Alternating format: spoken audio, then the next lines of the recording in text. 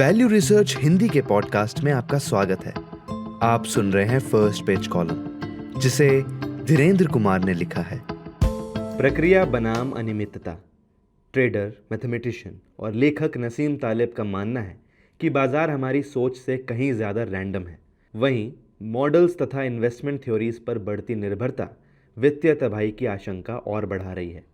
एक अमेरिकी पत्रिका के इंटरव्यू में ये बात छपी थी। हमने इतने सारे अनुभव और सामान्य समझ को मॉडल से बदल दिया जो ज्योतिष से भी बदतर काम करते हैं। इस इंटरव्यू में नसीम तालेब नाम के एक शख्स से पूछा गया है कि इन्वेस्टमेंट पोर्टफोलियो मैनेज करने के तरीके में क्या गलत है। इसी इंटरव्यू में तालेब आगे कहते हैं, किसी ऐसी चीज़ को मॉडल में फिट करने की कोशिश करना जो मॉडलाइजेशन से परे है, यही असली समस्या है। हमें मॉडल इसलिए पसंद है क्योंकि इनके लिए अनुभव की ज़रूरत नहीं पड़ती। कभी कभी यह कहना ज़रूरी होता है कि कोई मॉडल ना होना एक ख़राब मॉडल से बेहतर है, जैसे किसी नीम हकीम की सलाह से बेहतर है कि कोई दवाई ना ली जाए। तालेब को आपने शायद The Black Swan, The Impact of the Highly Improbable किताब के लेखक के तौर पर जाना होगा। वे खुद को अनियमितता यानी रैंडमनेस और ज्ञान के स्कॉलर बताते हैं। लिबनानी मूल के इस अमेरिकी ने वॉल स्ट्रीट पर 2 दशक तक ट्रेडर के रूप में काम किया, लेकिन अब वे खुद को स्कॉलर ऑफ रैंडमनेस कहते हैं। तालेब का मुख्य विचार है ब्लैक स्वान, जो एक अचानक होने वाली ऐसी घटना का प्रतीक है जिसे कोई पहले से भांप ना सके। उनका मानना है कि दुनिया का वित्तीय उद्योग अकेडमिया की मिलीभगत से उन गतिविधियों में विज्ञान और प्रोसेस का दिखावा करके अपनी रोजी रोटी चला रहा है, जहां असल में ऐसा कुछ है ही नहीं। वॉल स्ट्रीट पर अपने सालों के दौरान उन्होंने देखा कि पोर्टफोलियो मॉडल हकीकत से कोसों दूर होते चले गए, फिर भी उनका इस्तेमाल बढ़ता रहा, जैसे कुछ गलत है ही नहीं। इसकी एक वजह यह भी है कि बिजनेस स्कूलों ने अनुभव की जगह पोर्टफोलियो थ्योरी पढ़ाना तेज कर दिया है।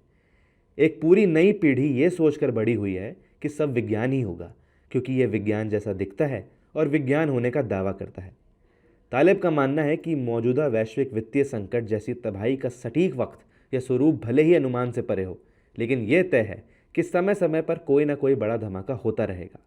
इस इंटरव्यू में तालेब कहते हैं कि वित्तीय दुनिया में संकट कम आ रहे हैं, लेकिन जब आते हैं तो ज़्यादा गहरे होते हैं।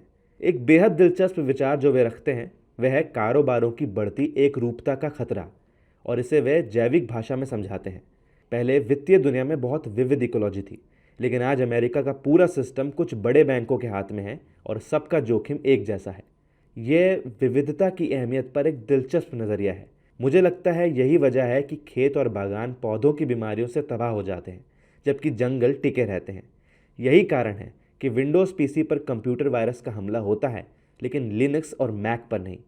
एक दबदबे वाला लेकिन विविधता से रहित सिस्टम ऊपर से शांत दिखता जाता है, लेकिन भीतर से जोखिम बढ़ता रहता है।